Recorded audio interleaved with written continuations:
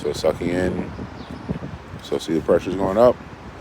10, 9, 8, 7, 6, 5. Close at your gauge. Close at your gauge. Open over here. Okay, that's fine. Look at your pressures. Mm-hmm. So see, it's near atmospheric. Mm-hmm. Uh-oh. Got a leak. How many? Right Just here, one? right So here. you see refrigerant. There we go. You got a leak. Okay, so we got to recover. So put that away. Flip it over. Get the recovery tank. So now, this is why pressure testing is a funny thing. So get the recovery machine. So we got to recover.